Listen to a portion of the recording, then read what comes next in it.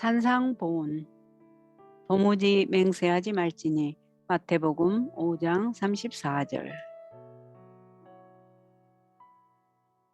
이 명령이 주어진 이유는 다음과 같다.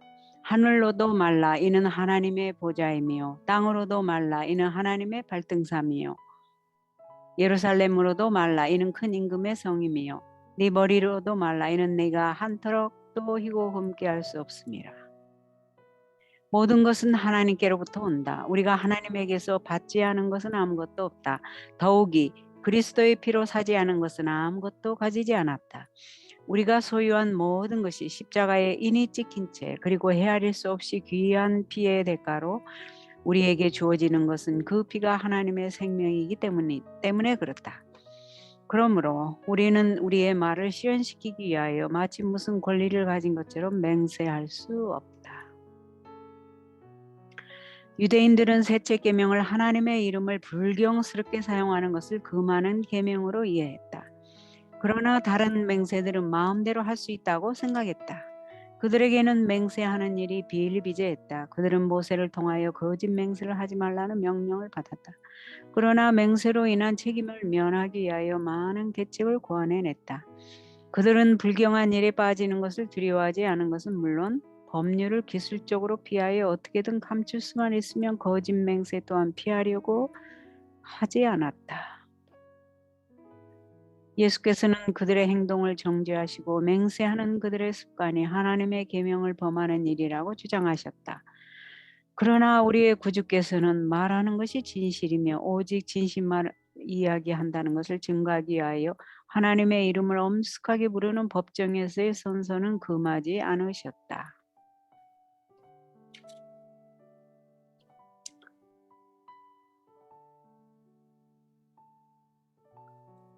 예수님 자신이 사내들인 회에서 재판을 받으실 때 맹세하고 증언하기를 거절하지 않으셨다.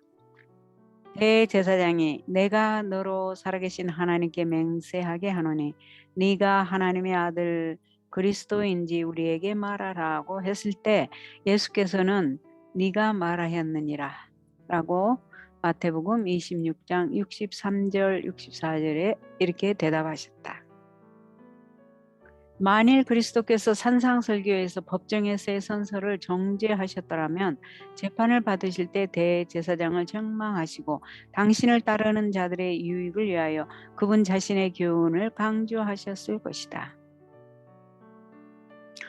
아무 두려움도 없이 동료 인간들을 속이는 사람들이 무척 많다. 그러나 이러한 그들도 창조주께 거짓말하는 것이 무서운 일이라는 것을 배우기도 하지만 또 하나님의 영을 통해 늘 깨우침을 받고 있다. 선서할 때 그들은 단순히 사람 앞에서 증언하는 것이 아니고 하나님 앞에서 한다는 것과 또 거짓 증언을 하게 되면 마음을 읽으시고 정확한 사실을 아시는 그분께 하는 것임을 느끼게 된다. 이 죄에 따르는 두려운 심판을 알기에 그들은 무서워 자제한다. 맹세를 하고 일관성 있게 증언할 수 있는 사람이 있다면 그는 그리스도인이다. 그는 언제나 하나님 앞에 있는 것처럼 생활하며 우리를 상관하시는 분의 눈앞에 모든 생각이 공개되어 있다는 것을 안다. 그러므로 정한 방법으로 선서하라는 요구를 받게 될 때 말하는 것이 진실하고 오직 진리만을 이야기한다는 것을 증거해 달라고 하나님께 호소하는 것은 그에게 있어서 정당한 일이다. 예수께서는 맹세하는 것이 필요치 않다는 원칙을 세우기 위하여 계속 노력하셨다. 그분은 정확한 진실이 말의 법칙이 되어야 한다고 가르치신다. 오직 너희 말은 옳다, 옳다, 아니다, 아니라 하라.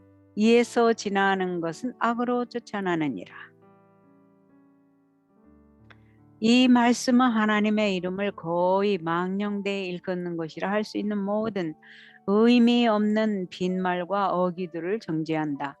이곳은 사교계와 사업계에서 유행하는 가식적인 인사, 진실을 떠난 속임, 아첨하는 말, 과장, 상업상의 속임수 등을 정죄한다. 이것은 또 자신의 본 모습이 아닌 것을 나타내고자 애쓰고 감정을 있는 그대로 나타내는 말을 하지 않는 사람은 누구든지 진실하다고 할 수 없다는 사실을 가르친다.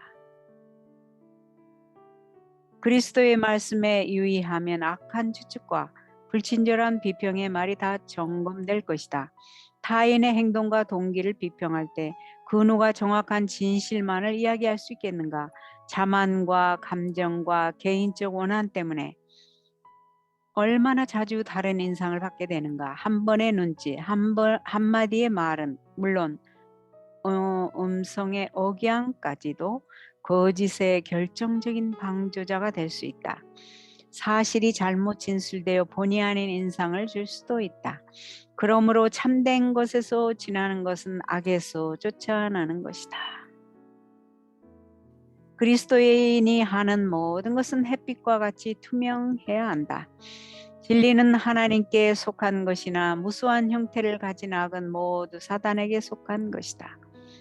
따라서 진리의 바른 노선에서 어떤 방법으로든지 떠나는 사람은 누구나 자신을 악한 자의 권세 아래 내어 맡기는 것이다. 그렇다고 정확한 진실을 말하는 것이 쉽거나 용이한 일은 아니다. 진실을 알기 전에는 진실을 말할 수 없다.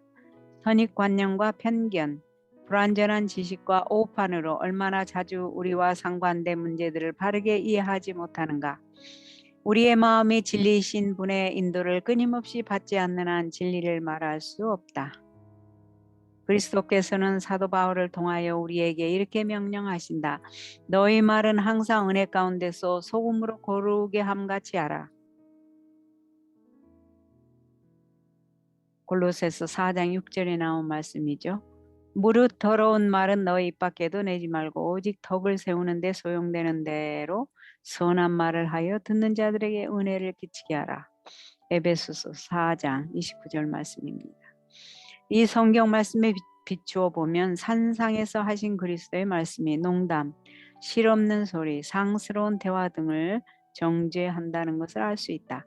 그 말씀은 우리의 말이 진실할 뿐만 아니라 순결하기를 요구한다. 그리스도를 배운 사람들은 열매 없는 어둠의 일에 참여하지 말 것이다. 그들은 생활에서와 마찬가지로 말에 있어서도 단순하고 정직하고 참되어야 한다. 왜냐하면 그 입에 거짓말이 없는 거룩한 자들과의 교제를 준비하고 있기 때문이다.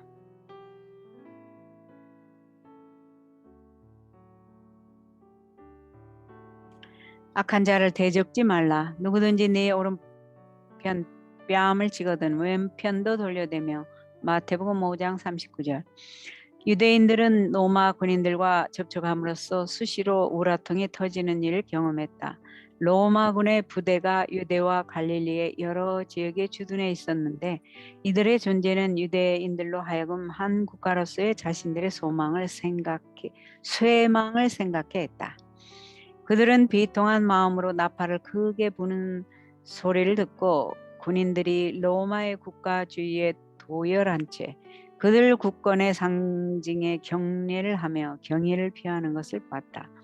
백성들과 군인들 간의 충돌이 빈번하였으며 이 일은 일반의 증오심을 격발시켰다.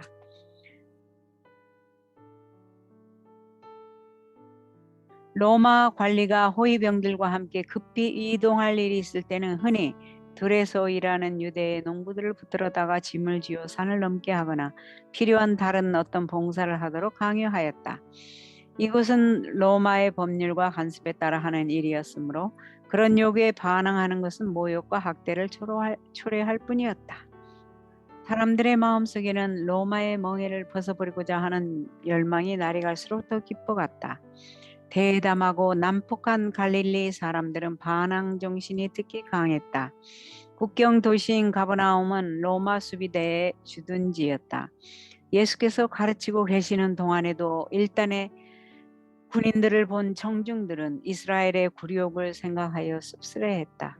사람들은 그리스도가 로마의 교만을 꺾어 주실 분이기를 바라면서 그분을 열심히 주목하였다. 예수께서는 슬픈 마음으로 앞에서 빤히 쳐다보고 있는 얼굴들을 살펴보신다. 그들의 얼굴에 찍혀있는 복수의 정신을 주목하시며 그들이 그들을 탄압하는 자들을 타도할 능력이 나타나기를 얼마나 간절히 바라고 있는지 알아차리신다. 그분은 슬픔에 잠긴 음성으로 그들을 향해 악한 사람을 대적하지 말라. 누구든지 네 오른편 뺨을 치거든 왼편도 돌려대라고 명령하신다. 이 말씀은 구약 성경의 교훈을 반복하는 데 불과한 것이었다. 눈은 눈으로 이는 이로 갚을지라. 는 레위기 24장 20절의 말씀은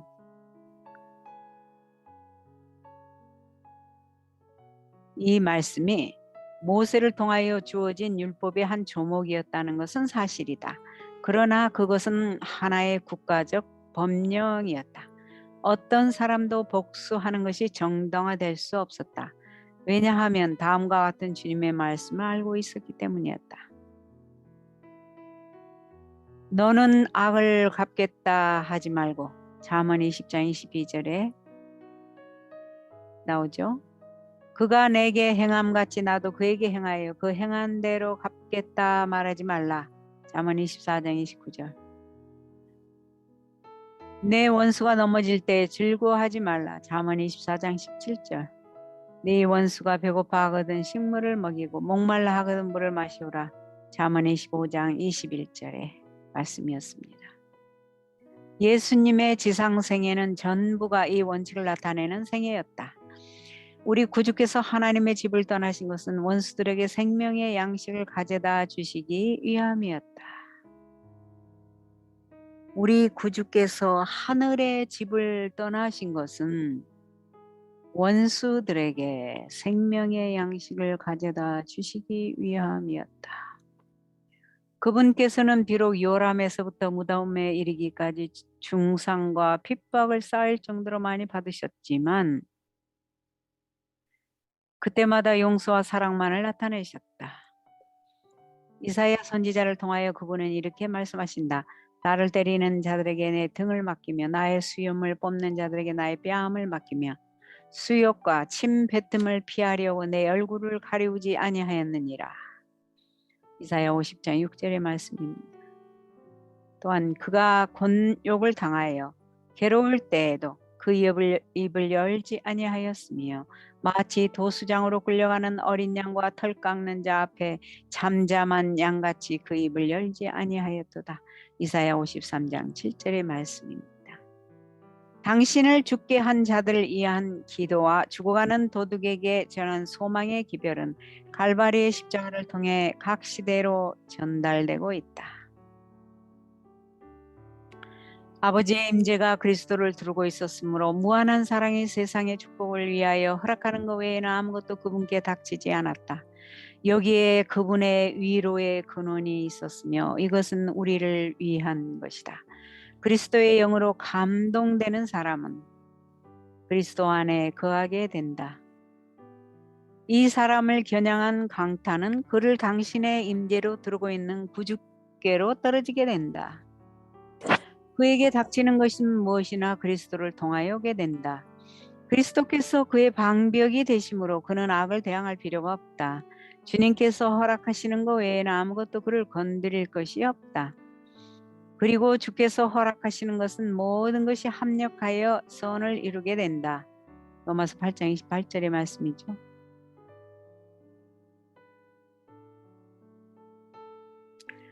너를 송사하여 속옷을 가지고자 하는 자에게 겉옷까지 가지게 하며 또 누구든지 너로 억지로 오리를 가자 하거든 그 사람과 심리를 동행하고.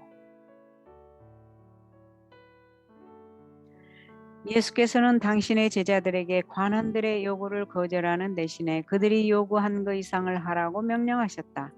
따라서 제자들은 의무가 국법이 요구하는 것 이상일지라도 할 수 있는 한 그 모든 것을 이행해야 했다.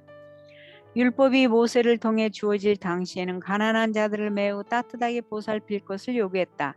가난한 사람이 전당물이나 빚의 담보물로 옷을 줄 때 채권자는 그것을 받으러 그 집에 들어가도록 허락되지 않았다.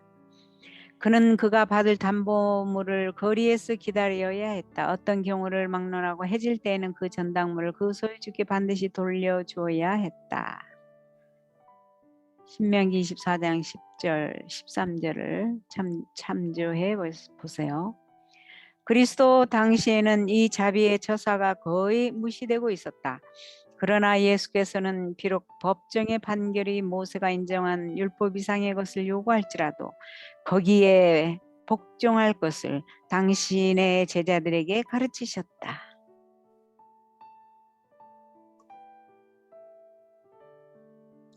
그것이 그들의 의복의 일부를 요구하는 것일지라도 거기에 복종해야 했다. 이에 더하여 그들은 채권자에게 응당 치러야 할 것을 주는 것은 물론 필요한 경우에는 법정에서 채권자에게 몰수해 가도록 권한을 부여하는 것보다 더 많은 것을 주어야 했다. 그분께서는 너를 송사하여 속옷을 가지고자 하는 자의 겉옷까지도 가지게 하라고 말씀하셨다. 누구든지 오리를 가자고 하면 십리를 동행하라. 예수께서는 네게 구하는 자에게 주며 너에게 꾸고자 하는 자에게 거절하지 말라고 부언하셨다. 동일한 교훈이 모세를 통하여 주어졌다. 가난한 형제가 너와 함께 거하거든 그 가난한 형제에게 네 마음을 강팍게 하지 말며 네 손을 움켜쥐지 말고 반드시 네 손을 그에게 펴서 그 요구하는 대로 쓸 것을 넉넉히 구워주라. 신명기 15장 7절 8절. 이 성경 말씀은 구주께서 하신 말씀의 의미를 분명히 밝혀준다. 그리스도께서는 동정을 구하는 사람들에게 아무렇게 주라고 가르치지 않으시고 그 요구하는 대로 쓸 것을 넉넉히 구워주라고 말씀하신다. 그러므로 이것은 빌려주는 것이라기보다는 일종의 선물이 되어야 한다. 왜냐하면 아무것도 바라지 않고 빌려줘야 하기 때문이다. 누가복음 6장 35절 말씀이었습니다. 구제로서 자신을 바치는 자는 자기 자신과 그의 굶주린 이웃과 나 세 사람을 먹이게 된다.